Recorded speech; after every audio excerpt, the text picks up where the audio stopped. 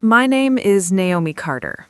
I'm 27 years old, and the first time my parents told me I had 48 hours to get out of my own house, I didn't cry. I didn't scream. I didn't argue. I didn't even ask why.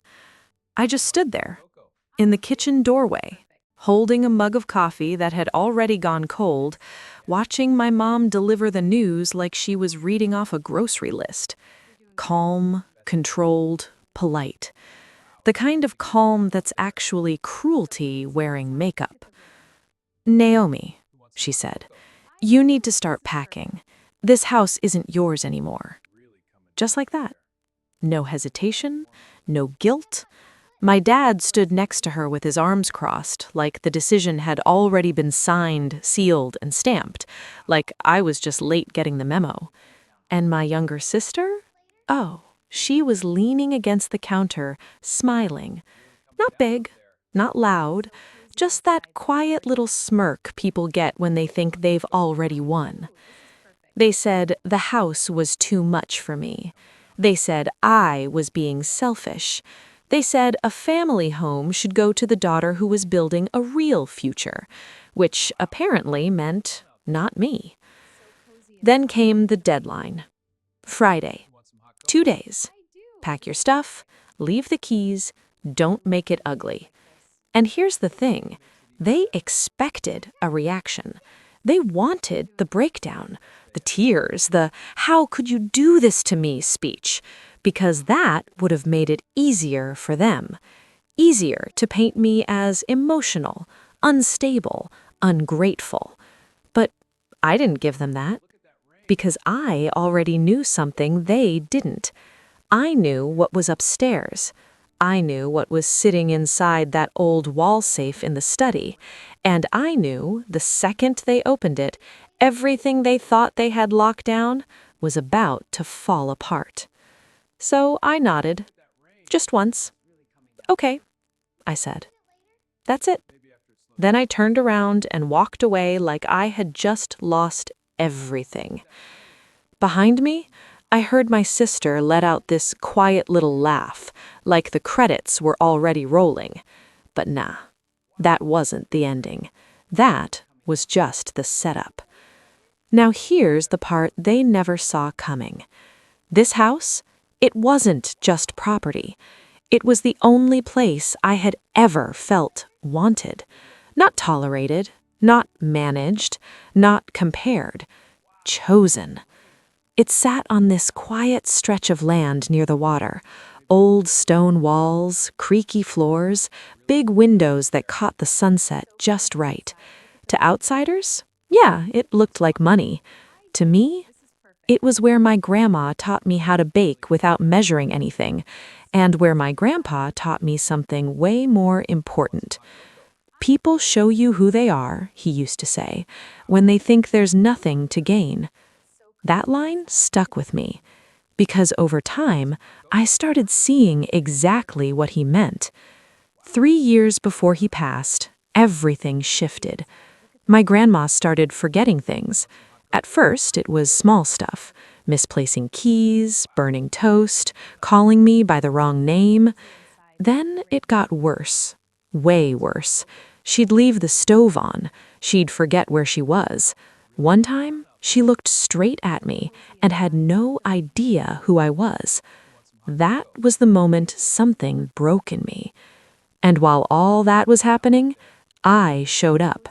Every single time. I was in grad school back then, driving back and forth constantly, missing sleep, missing classes, juggling everything. But I was there. Refilling medications, talking to doctors, paying bills, keeping the house running, holding everything together. And my family? They had excuses. Always. Business trips, dinner events, too much going on right now. My sister? She showed up once, took pictures for Instagram, and dipped before dinner. I remember standing in the kitchen that night, washing dishes, while she laughed outside on the phone, talking about how old houses smell weird. My grandma was asleep in the next room. My grandpa heard every word. He didn't say anything, but I saw it. That look, that quiet, sharp kind of disappointment. That was the beginning. A couple weeks after my grandma passed, my grandpa changed. Not weaker, clearer. Like grief burned away all the illusions. One night I was helping him into bed, and he grabbed my wrist. Not hard, just firm enough to stop me. "They think I don't know," he said. I asked, "Know what?" He looked toward the hallway, toward the rest of the house. "They're not waiting for me to get better. They're waiting for me to be gone." That hit different, because deep down, I already knew. He squeezed my hand and added, "You're the only one who comes here for us. Everyone else comes here for what's left after." Yeah, that was the moment everything clicked. A week later, he asked me to drive him into town, said he needed to handle some paperwork. We went to this quiet little law office near the marina. Nothing fancy, but the kind of place where things actually matter. That's where we met his attorney, and that's where everything changed. He didn't sugarcoat it, didn't pretend anymore. He told me straight up, the old will, gone. The new plan, locked in. The house, the land, everything was being placed into a trust. And me? I wasn't just included. I was in charge. Not as a reward, as protection. He made that very clear. This isn't about giving you something. This is about making sure they can't take it. I remember sitting there thinking, they're going to hate me for this. And the lawyer looked up and said something I'll never forget. People don't hate the truth. They hate losing access. After that, we didn't announce anything. No big reveal, no family meeting, nothing. We waited. Because sometimes the truth shows itself better when people think they've already won. And that's exactly what happened. So when Friday came and they walked into that house like it already belonged to them, I let them. I let them walk upstairs. I let them open that safe. I let them believe, just for a second, that they were about to take everything. And then the silence hit. Heavy. Ugly, real. I didn't even have to say a word, because their faces said everything. And what happened next? Yeah, that's where things really get crazy. So yeah, the moment that safe opened, everything shifted. You ever see someone realize right there in real time that the story they built in their head just collapsed? That was them. My dad didn't say anything at first. He just stood there, staring at the papers like if he blinked hard enough, the words might change. They didn't. My mom grabbed the documents out of his hand, reading fast, then slower, then again like she was trying to rewrite reality with her eyes.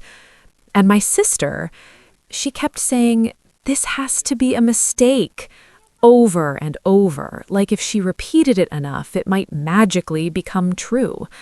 But the truth don't bend like that, not when it's signed, stamped, and legally locked in. There was a letter on top, my grandpa's handwriting. You could tell immediately. My mom opened it with shaky hands, and for the first time in my life, she didn't look in control. She looked scared, like actually scared. She read it silently, but I didn't need to hear the words.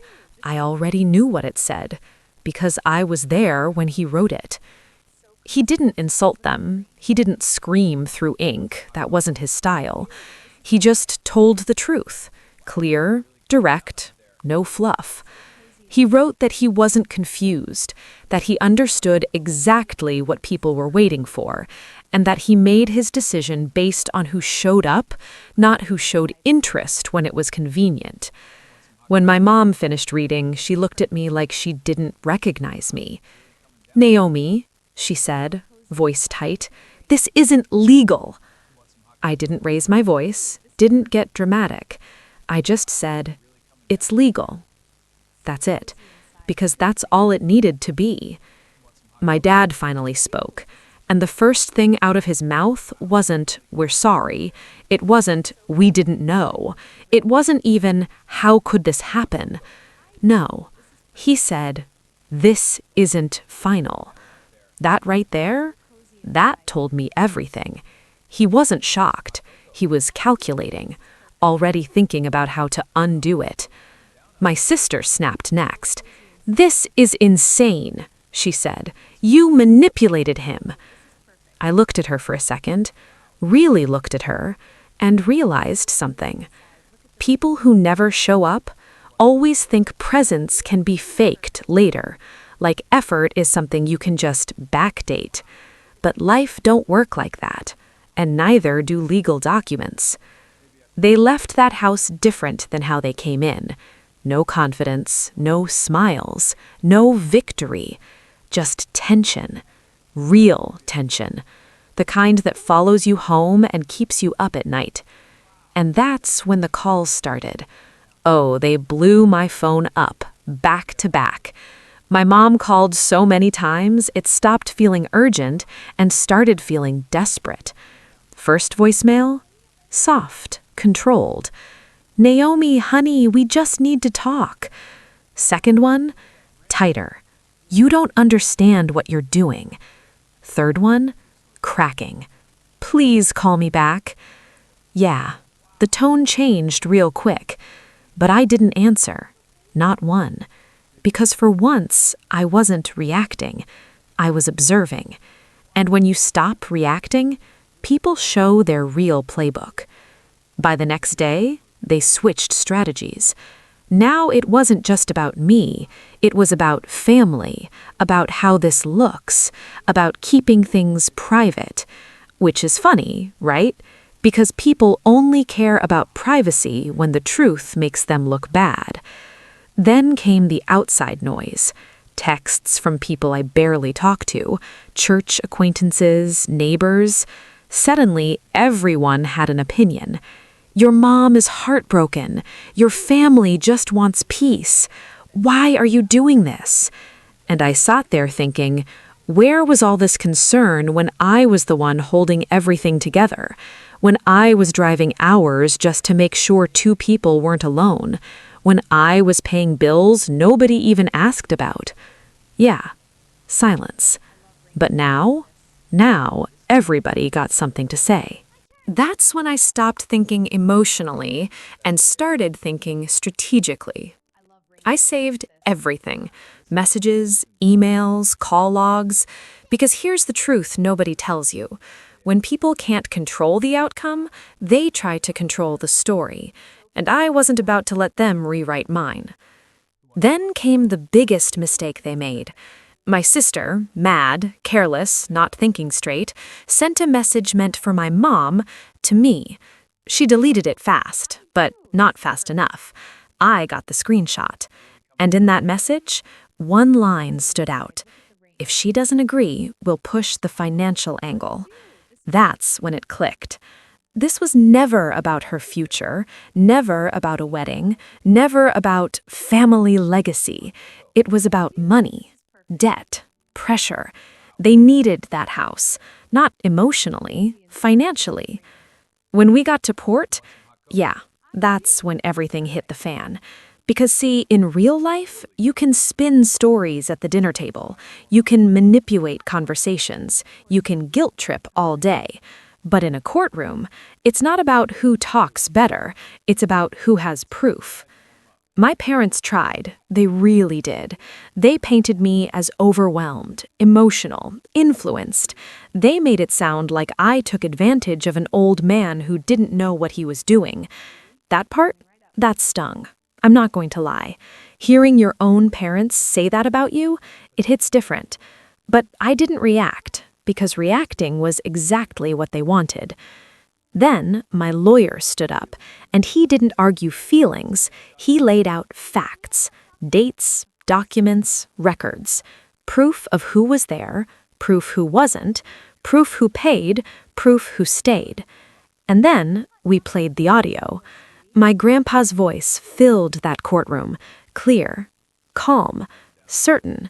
He said he knew exactly what he was doing. He said he chose me because I showed up, not sometimes, not when it was convenient, but consistently. That's when everything broke. You could feel it. The entire room shifted. Because truth has weight, and once it lands, you can't pretend it's not there. The judge didn't take long. Decision came clean, direct, no confusion. The trust stood. I stayed in control. Their case? Denied. But the part that hit hardest wasn't even the legal win. It was what came after. The silence. From them. From people who used to have so much to say. My mom tried calling once more, different number, left a message, said I embarrassed the family. And I stood in my kitchen listening to that and just shook my head. Because, I didn't embarrass anyone. They did that themselves. A few days later, I went back to the porch. Same spot, same view, same quiet. But it felt different. Not heavier, lighter. Like something finally lifted. And that's when it hit me. I didn't win because I fought harder. I didn't win because I was smarter. I won because I stayed. When it was hard, when it was boring, when nobody was watching. That's the part people don't talk about. Showing up doesn't feel heroic in the moment. It feels exhausting, repetitive, invisible. But over time, it builds something real, something solid, something nobody can fake later. And if there's one thing I learned through all this, it's this. Not everyone who calls you family is acting like it, and not every boundary you set is betrayal. Sometimes it's the first honest thing you've ever done for yourself. So if you've ever been in a place where people tried to push you out, use guilt like it's a weapon, or make you feel like protecting yourself is wrong, just remember this. You're not difficult. You're not selfish. You're not wrong. You're just done being used. And sometimes that's exactly where your real life begins. Now, tell me something. If you were in my place, would you have stayed quiet like I did, or would you have called them out the second they crossed the line?